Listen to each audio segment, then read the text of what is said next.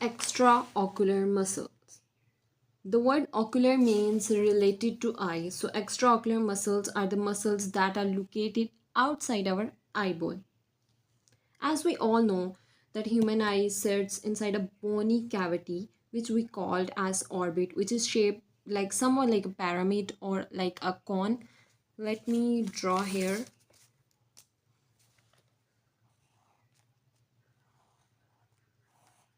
Cone like shape or like a pyramid like shape, and from front it looks like this is the eyeball, and here different extraocular muscles are connected. So this is actually eye socket or eyeball, whatever you want to say, eye orbit, sorry. And this is when we see eye socket or eye orbit from the side. So in this pyramid like or cone shaped orbit, our eyeball is positioned and it is connected to extraocular muscles. These muscles will hold our eyeball in a place and allow it to move smoothly in different directions. So our eye orbit basically have apex and base.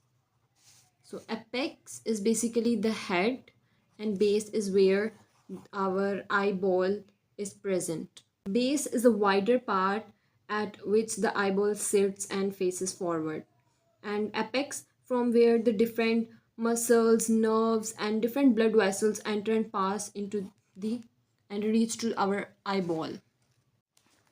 Okay, and these are the extraocular muscles. These are the extraocular muscles, and this is the eyeball present in eye orbit. This is the apex and this is the base in which the orbit sits. Okay, let's move on to our extraocular muscles. We are going to discuss 7 extraocular muscles, or you can say there are 7 extraocular muscles, or you can also say that there are 7 voluntary extraocular muscles. If someone say there are 10 extraocular muscles, that thing is also correct because 3 are the involuntary extraocular muscles. Most famous 7 extraocular muscles are here. You can divide them into 3 parts: rectus muscles, oblique muscles and eyelid muscle. So this one is simple, so I think we should start with this. Eyelid muscle, it is present on our upper eyelid and it is named as levator palpebral spheriosus, or you can say LPS muscle. Here it is present and it helps to lift our upper eyelid or elevation of our upper eyelid, and it receives the nerve impulse from oculomotor nerve, which is cranial nerve 3. Now let's move on to rectus and oblique muscles. There are 4 rectal muscles and rectus muscles and 2 oblique muscles. These 6 muscles help to move our eye vertically, horizontally and clockwise and in anti-clockwise direction. Superior rectus, inferior rectus, medial rectus, lateral rectus, superior oblique and inferior oblique. We can move our eyeball in 3 directions, whether it's vertically or horizontally or torsionally. So this is an eyeball, right? Now if you will move your eyeball up or down, so it's vertical movement, left or right it's horizontal movement, and in clockwise direction, suppose this is nose here, in clockwise direction or whether in anti-clockwise direction. So this is introition and this is extroition. So these are called as torsion movements. Upward movement is done by superior rectus and inferior oblique. Downward movement is done by inferior rectus, superior oblique. Abduction means to move eyes away, which is done by lateral rectus, and adduction is done by medial rectus. Introition, extroition, superior and inferior. So we are going to discuss this in detail. Medial rectus. Medial rectus is responsible to move our eye medially towards the nose, and it is responsible for adduction.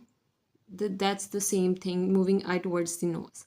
It receives innervation from oculomotor nerve and it is inserts at a 5.5 millimeter of the limbus. So it's actually a distance between the insertion of the medial rectus and the limbus. So this distance is vital for keeping the eyes centered and guide surgeons during operation. Now, lateral rectus insert at 7 millimeter of the limbus, controlled by abducens nerve, which is sixth cranial nerve, and contraction of this muscle cause adduction. So that's both of these work oppositely. This will move your eyes towards the nose medially, and this will move your eyes away from your nose, means laterally. Okay, now among all of these 7 muscles, 5 muscles receive innervation from third cranial nerve, which is oculomotor nerve, and the other 2 receive innervation from some other nerves. And among those 2 other, lateral rectus is a one. It receive innervation from abducens nerve, and it is responsible for abduction. Inferior rectus. Inferior rectus is insert at 6.5 millimeter of the limbus, and it is also controlled by oculomotor nerve, responsible for depression. It's the primary action of inferior rectus.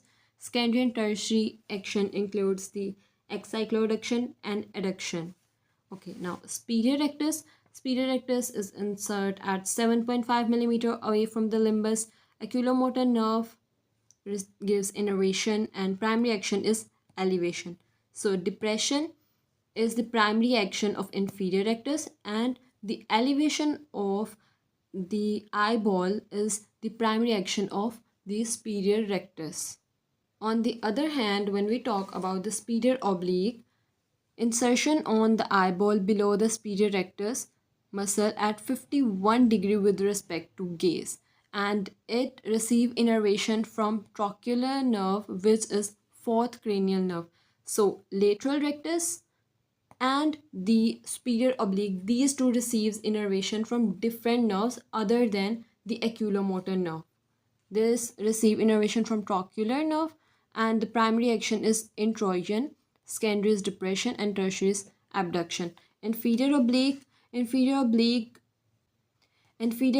insertion below the lateral rectus as 51 degree with respect to gaze, and it receive innervation from the oculomotor nerve. Primary action is extroition, secondary and tertiary are elevation and abduction. Inferior and superior oblique insertion, as it is below the lateral rectus. So basically its insertion is like the superior oblique and inferior oblique take diagonal path and insert further back to the globe behind the rectus muscles.